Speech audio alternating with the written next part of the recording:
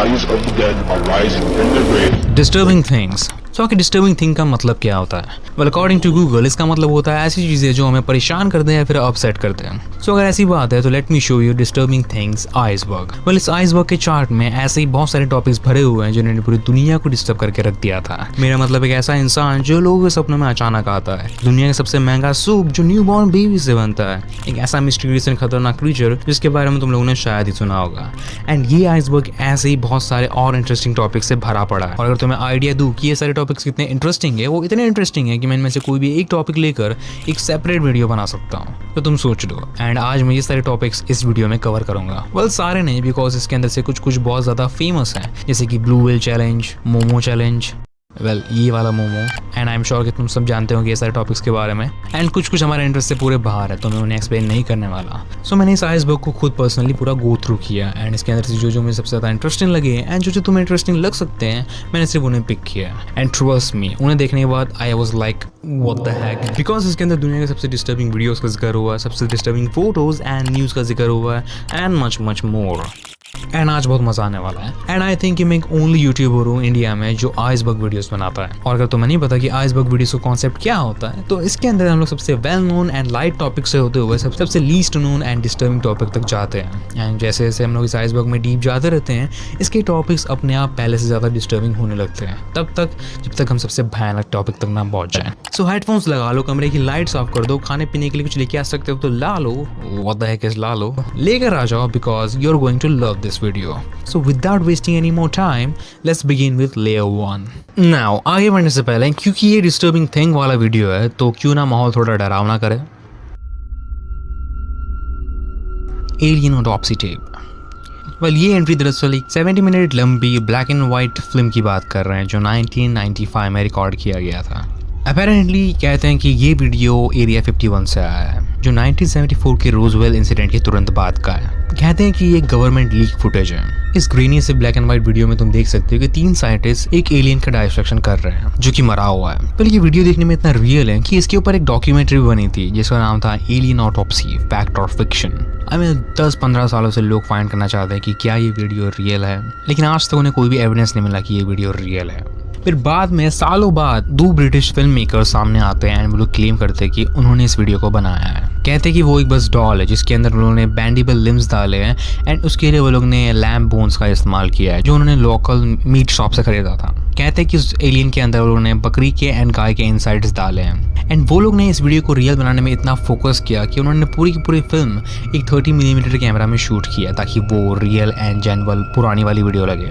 But इनके claim करने के बाद भी आज तक बहुत सारे लोग मानते हैं कि ये लोग झूठ बोल रहे हैं। इनके ऊपर गवर्नमेंट ने प्रेशर डाला है कि ये लोग झूठ बोले ताकि ये लोग कवर अप कर सके इस चीज़ को। तो तुम्हें क्या लगता है कि क्या ये वीडियो फेक है? वेल ऑनेस्टली अगर मुझसे पूछो तो मुझे लगता है कि हाँ ये फेक है, बिकॉज अगर गवर्नमेंट चाहेगी तो ये इस वीडियो को पूरे इंटरनेट से गायब कर देगी रातों रात, उसके पास इतना पावर है, बट उन्होंने नहीं किया। सो आई थिंक कि ये वीडियो फेक है एंड ये बस एक गलतफहमी और कुछ नहीं। Celebrity replacement theories.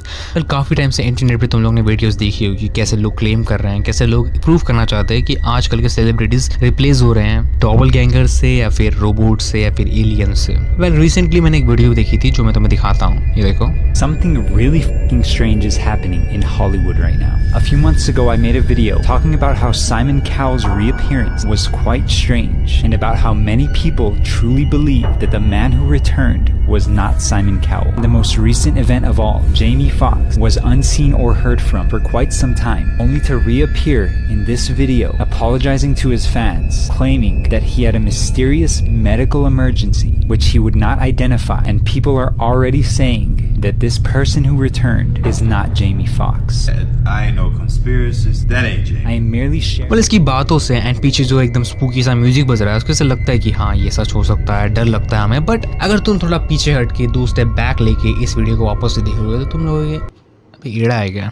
Well I mean वो लोग इंसान है एंड वो लोग की भी एज हो रही है। ओके आई मीन बचपन से लेके अभी तक कौन सा इंसान सेम दिखता है? ओके उम्र के साथ उसका फेशियल स्ट्रक्चर, उसके एक्सप्रेशन सब चेंज होते हैं एंड वो लोग भी इंसान है, कोई रोबोट नहीं है। ओके आई मीन वो लोग एक्टर्स हैं, वो लोग अपने आप को जवान दिखाने के लिए सर्जरी वगैरह, मेकअप वगैरह करना पड़ता है, फिल्टर्स वगैरह यूज करने पड़ते हैं एंड बस यही है।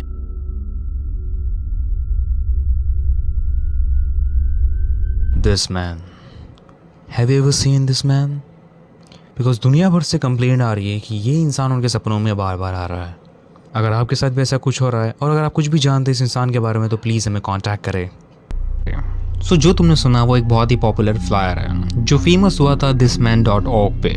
वेल thisman.org दरअसल एक बहुत ही क्रीपी वेबसाइट है जिसके अंदर एक बहुत ही मिस्टीरियस इंसान के बारे में बताया जाता है जो लोगों के सपनों में रैंडमली आता है। कहते हैं कि इसका ओरिजिन स्टार्ट हुआ था जहाँ पर एक साइकाइट्रिस्ट अपने पेशेंट के लिए एक स्केच बनाता है बिकॉज उसकी पेशेंट के सपनों में बार बार एक इंसान आ रहा था एंड वो साइकाइट्रिस्ट ये स्केच बनाता है। जिसके बाद वहाँ पे एक नर्स आती है एंड वो इस स्केच को देखती है एंड फिर वो भी क्लेम करती है कि उसने भी इसे अपने सपनों में देखा है एंड ऐसे करते हुए बहुत सारे लोग आके सेम चीज़ क्लेम करने लगते हैं। जिसके बाद वो साइकाइट्रिस्ट इस स्केच को अपने कॉलीग्स को बेचता है। जिसके बाद धीरे धीरे करते हुए 2000 से ज़्यादा लोग सामने आते हैं एंड सेम चीज़ क्लेम करते हैं कि उन्होंने भी इसे अपने सपनों में देखा है। पर इसके बाद क्या, ये केस फेमस हो जाता है, पूरी सोशल मीडिया पे इसके बारे में बात होने लगती है। लोग हर जगह इसके फ्लैयर्स लगाने लगते हैं ताकि वो लोगों को अवेयर कर सके, ताकि वो लोगों से पूछ सके कि कोई इसे जानता है कि नहीं।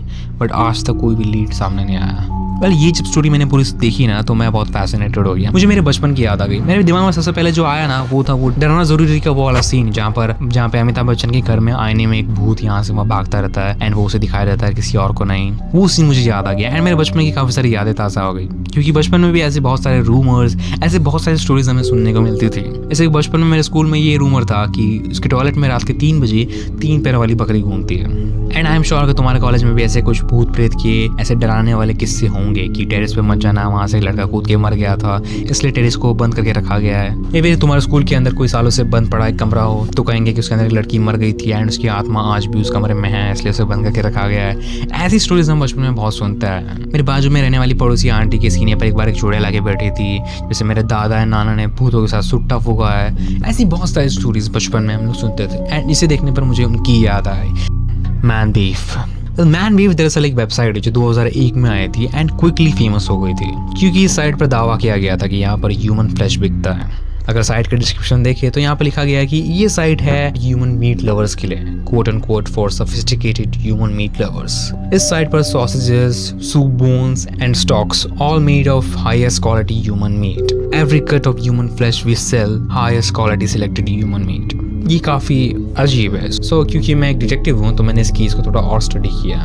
देन पता चला कि जब ये साइट आया था तो 100 से भी ज़्यादा ईमेल्स फूड एडमिनिस्ट्री को लोगों से गए थे इस साइट के बारे में, तो उन्हें फोर्सफुली इस साइट पर नजर डालनी पड़ी। एंड जब उन्होंने इस साइट पर इन्वेस्टिगेट किया तो उन्हें पता चला कि यहाँ पर कोई प्रूफ नहीं है कि यहाँ पर ह्यूमन मीट मिलता है। इनफैक्ट यहाँ पर तो ह्यूमन मीट को बाय करने का ऑप्शन भी नहीं है सिवाय मर्चेस के। देन लेटर पता चला कि ये बस एक स्पूक साइट है जिसे एक जोसेफ नाम के बंदे ने बनाया था क्योंकि उसे थोड़ा ग्रोस हरकत करना था और कुछ नहीं।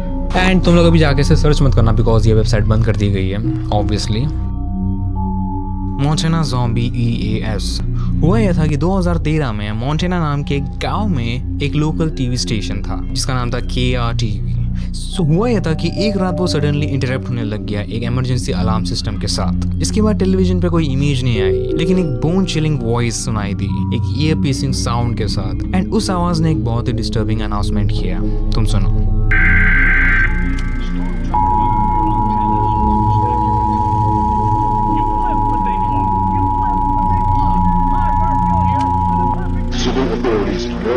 Have reported that the bodies of the dead are rising from their graves and attacking the living.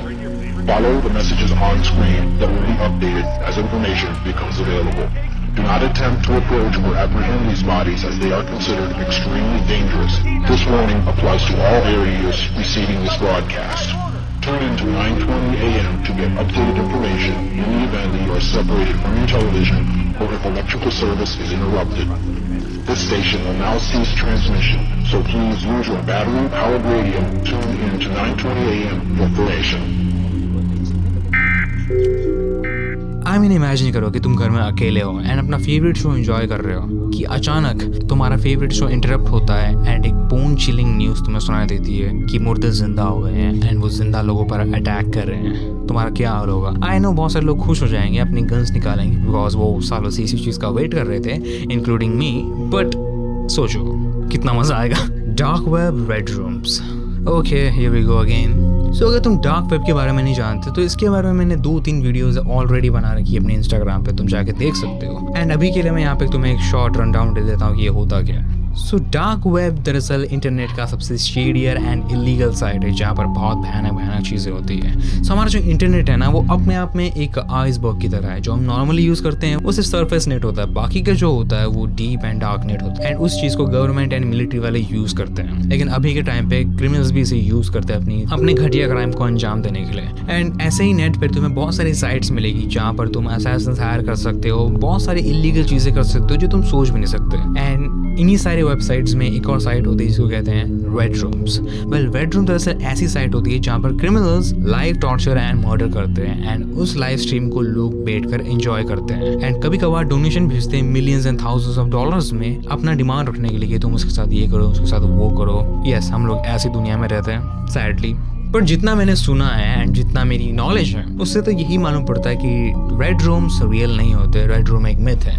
Because C, dark web को हम टॉर्क में से एक्सेस करते हैं एंड टॉर्क का जो इंटरनेट स्पीड है ना वो बहुत ही बेकार है, क्योंकि यहाँ पर IP address and location continuously change होती रहती है, इसलिए इसका इंटरनेट स्पीड बहुत ही बेकार होता है। एंड ऐसे माहौल में लाइव स्ट्रीम करना काइंड ऑफ एन इम्पॉसिबल होता है। एंड ऊपर से डार्क नेट पर हमेशा साइबर क्रिमिनल वाले घूमते रहते हैं, ठीक है। उन्होंने काफ़ी सारी फेक वेबसाइट बना के रखी रहती है ताकि वो जेन्युइन लगे एंड वो यूजर्स को पकड़ सके।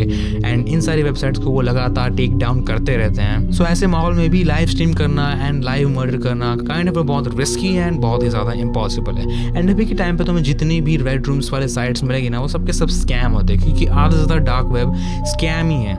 क्योंकि यहाँ पर क्रिप्टो में ट्रांजैक्शन होते हैं, तो तुमने एक बार पेमेंट कर दिया तो वो तुम्हारे पैसे लेके भाग जाएंगे एंड तुम कुछ कर भी नहीं सकते बिकॉज क्रिप्टो में रिफंड नहीं होता। एंड ऊपर से तुम कोई कंप्लेंट भी नहीं कर सकते बिकॉज तुम खुद ही एक इलीगल एक्टिविटी करने के लिए गए थे। इसलिए अभी के लिए आधे से ज़्यादा डार्क वेब ना स्कैम ही है। ऐसा नहीं कि वहाँ पे इलीगल चीज़ें नहीं होती, वो होती है, लेकिन वो जो ओरिजिनल साइट है ना जहाँ पर रियल इलीगल चीज़ें होती है वो सिर्फ बड़े बड़े एंड पैसे वाले लोगों को पता है। तुम ओरिजिनल डार्क वेब को एक्सेस कर ही नहीं सकते। जो तुम नॉर्मली करते हो ना वो सिर्फ स्कैम वाली साइट्स होती हैं। जो ओरिजिनल साइट होती है वो सिर्फ बड़े लोगों को पता है। हमारे लिए डार्क वेब बना ही नहीं है, तो उसे छेड़ने की कोई ज़रूरत नहीं है। मैं तुम्हें पहले भी कहता आया हूँ। और बात रही रेड रूम्स की, तो रेड रूम्स पे बिलीव करना बंद करो बिकॉज रेड रूम जैसी चीज़ डार्क वेब पर एक्सेस नहीं करती बिकॉज उसका कोई सबूत आज तक किसी के पास है ही नहीं। एंड जब तुम्हारे पास कोई वेरीफाइड सबूत नहीं है एंड तुम सिर्फ इंटरनेट के अनजान लोगों की बातों में आके ये सब सोच रहे हो कि ये सब एग्जिस्ट करता है, तो तुमसे बड़ा बेवकूफ़ कोई नहीं है। ड्रॉपर्स।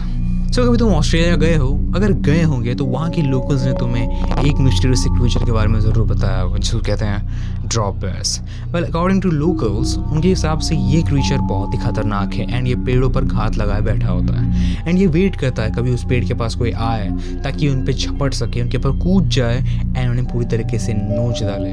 वेल, ये क्रीचर दरअसल एक कोआला की तरह दिखता है, लेकिन उसकी तरह क्यूट नहीं होता बल्कि बहुत ही खूंखार होता है एंड ये सीधे ह्यूमंस की गर्दन पर अटैक करता है एंड उन्हें पूरी तरीके से फाड़ देता है। वेल, कहानी काफी इंटरेस्टिंग थी तो मैंने इस चीज को थोड़ा और डीप रिसर्च किया। देन मुझे कोई भी वेरीफाइड प्रूफ नहीं मिला। आई मीन मुझे तो ये भी जानने को मिला कि ये बस अफवाह है जो वहाँ के लोकल्स ने फैलाया है। बिकॉज कहते हैं ना कि एवरीथिंग किल्स इन ऑस्ट्रेलिया, तो ये उसी चीज के साथ जोड़ने के लिए कि यहाँ पे कोआलास भी बहुत खतरनाक है, इसलिए ये बहुत बड़ी अफवाह फैलाई गई है। जैंकम, ओ माई गॉड, मैं इसके बारे में बात नहीं करना चाहता। और अगर तुम्हें गंदी चीज़ें सुनने का शौक नहीं है तो तुम इतने टाइम स्टैम्प पे आगे कर दो because this is disgusting. I God, मैं इसके बारे में बात भी नहीं करना चाहता बट ये मेरा काम है, मुझे करना पड़ेगा।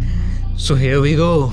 सो जैंकम दरअसल एक ड्रग या फिर नशीला पदार्थ है जो तुम खुद भी बना सकते हो। एंड आई नो कि अभी बहुत सारे नशेड़ी एकदम खुश हो गए होंगे कि वाह हमें नई चीज़ मिलेगी, हम उसे खुद भी बनाएंगे। अभी जाके बता रेसिपी बता, तो मैं तुम्हें रेसिपी बताता हूँ and I am damn sure कि तुम उसे बनाने का कोशिश भी नहीं करोगे बिकॉज ओ माई गॉड। सो जैंकम जो है ना वो एक्चुअली साउथ अफ्रीका में बहुत यूज़ होता है एंड इसे बनाने का रेसिपी ये है ह्यूमन फीसीज यानी कि ह्यूमन शिट्स को लेकर उन्हें कंटेन करते हैं एंड उसे फर्मेंट करते हैं एंड उसके गैस को कैप्चर करते हैं एंड उसके बाद उस गैस को जो कंज्यूम करेगा उसे नशा होगा, kind of hangover type. And ये साइंटिफिकली प्रूवन है, ठीक है, वो चीज़ एक्चुअली काम करती है, साइंटिफिकली प्रूवन है। तो जैंकम एक रियल थिंग है एंड आई एम श्योर कि तुम में से कोई इसे ट्राई करना नहीं चाहेगा because what the fuck, dead fairies.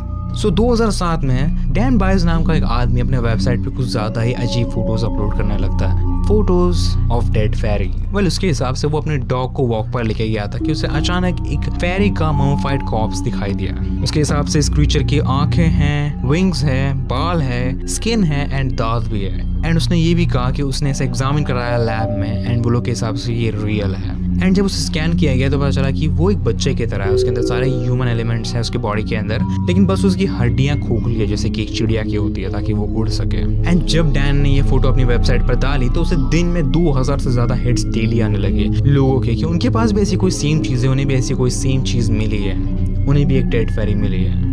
सो कि ये प्रूफ है कि फेरीज रियल होते हैं। वेल सी, जो डैन बार्स नाम का आदमी है वो अपने आप में एक इल्यूजन आर्टिस्ट है एंड एक स्कल्पचर है। एंड उसके हिसाब से उसने ये फोटो 1 अप्रैल को पोस्ट की थी एंड उसने क्लेम भी किया कि ये उसने सिर्फ मजाक के लिए किया था, बट उसको कभी आइडिया नहीं था कि इतने सारे लोग उसकी बाद में आ जाएंगे।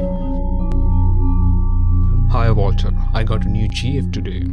Hi Walter, I got a new GF today दरअसल एक 2009 की YouTube वीडियो है जिसे 2150 स्टूडियो ने अपलोड किया था। वेल करंटली तुम्हें YouTube पे इसका री-अपलोड मिलेगा because original video take down कर दिया गया था एंड वो मैं तुम्हें अभी बताता हूँ कि क्यों टेक डाउन किया गया था।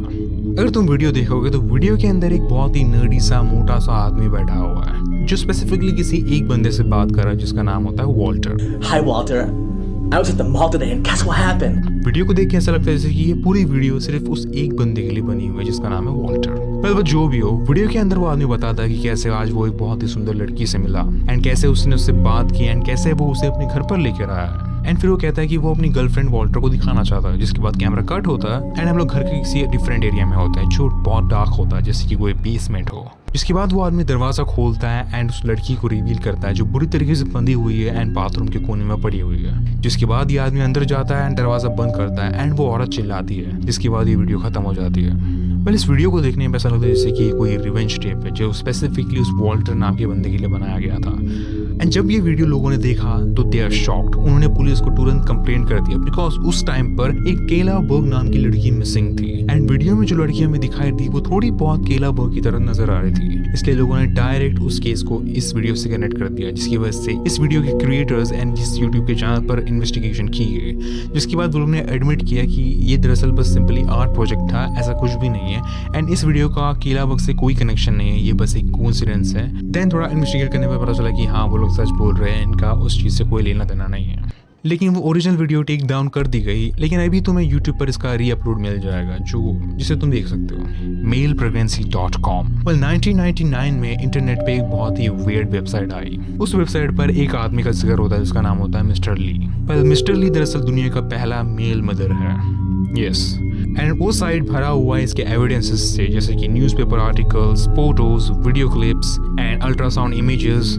एंड ये बहुत ही वियर्ड साइट है, इसे देखने में बहुत अजीब फीलिंग आती है। लेकिन ये वेबसाइट दरअसल सिंपली बस एक आर्ट प्रोजेक्ट है जिसे वर्जिल वोंग नाम के बंदे ने बनाया है। सो ये साइट अपने आप में डिस्टर्बिंग है, बट उससे ज़्यादा डिस्टर्बिंग है इससे जुड़ी हुई कहानी।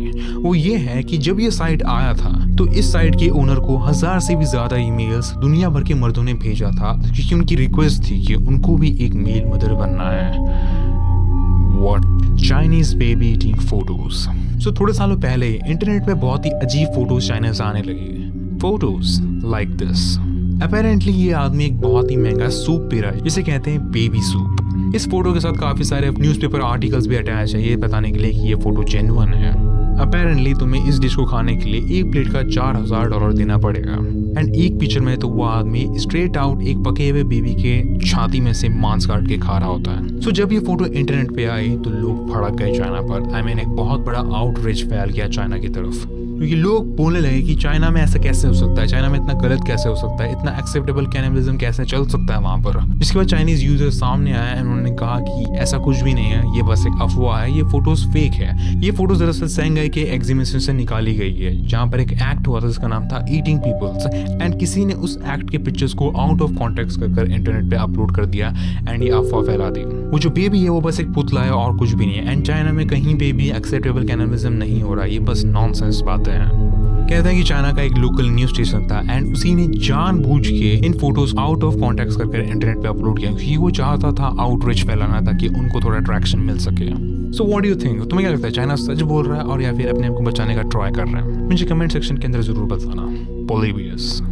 वेल पोलिबियस दरअसल 1981 का एक आर्केड गेम है जो बहुत ही ज्यादा मिस्टीरियस है। वेल सबसे मिस्टीरियस बात ये है कि कहते हैं कि ये गेम महीने भर से ज्यादा टिका ही नहीं, उसके बाद ये पूरी तरीके से गायब हो गया। लेकिन जिन्होंने भी इस गेम को खेला है उनके हिसाब से बहुत ही ज्यादा एडिक्टिव गेम था। आई मीन लोग लड़ते थे इस गेम को खेलने के लिए।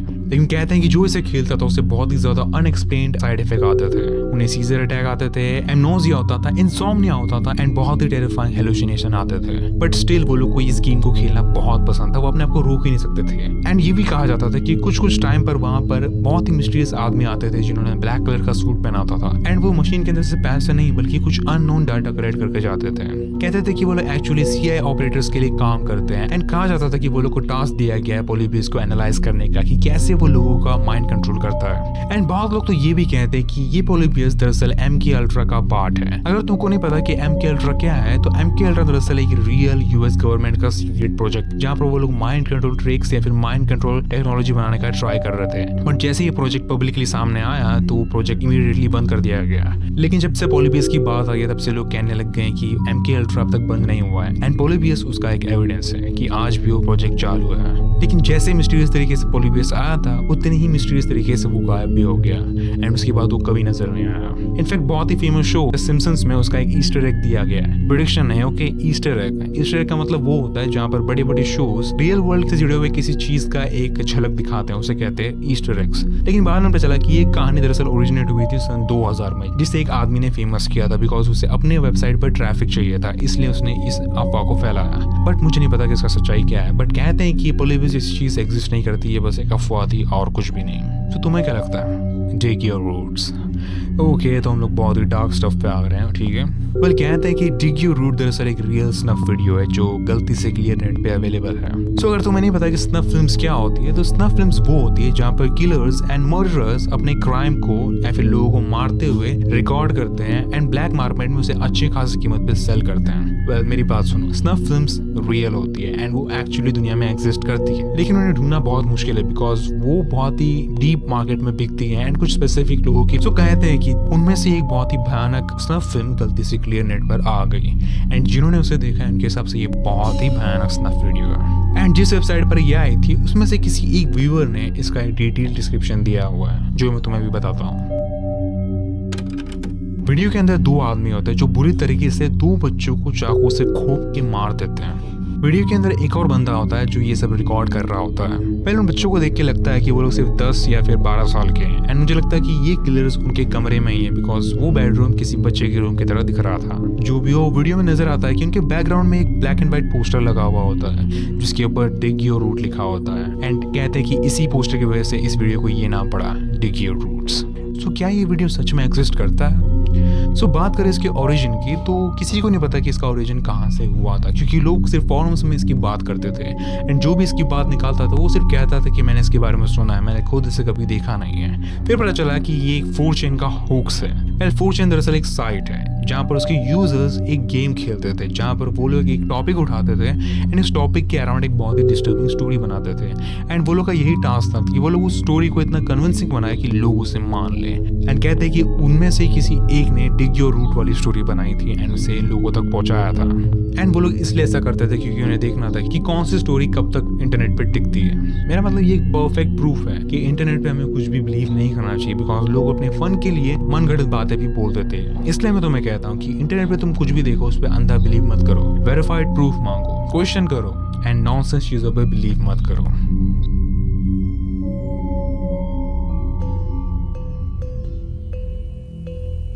Now that's it, ये था Disturbing Things Iceberg and I hope तुम्हें ये वीडियो पसंद आएगी। एंड सो जाने से पहले मुझे अपने चैनल के सबसे बड़े सपोर्टर्स को एक बहुत ही बड़ा थैंक्स बोलना है बिकॉज उनके बिना ऐसी वीडियोस बनाना मेरे लिए पॉसिबल नहीं है। So very big thanks to Thon, Lucid Cross, Rizwan Ansari, Gaurav Kumar, Rohan Kumar, Mikey detective, Odisha medicine hub, Ashish, Anmol, Ved Sharma, Erics, Yagnesh Rathod. I mean thank you each and everyone. तुम लोग के ऐसे सपोर्ट्स मेरे लिए कितना ज़्यादा मैटर करते हैं, मुझे कितना ज़्यादा कॉन्फिडेंस देता है इसका तुम्हें बिल्कुल भी आइडिया नहीं है। So thank you for doing this. So आज की वीडियो के लिए बस इतना ही है। अप अंटिल नेक्स्ट टाइम मिलते हैं अगली वीडियो में, तब तक के लिए स्वीट ड्रीम्स।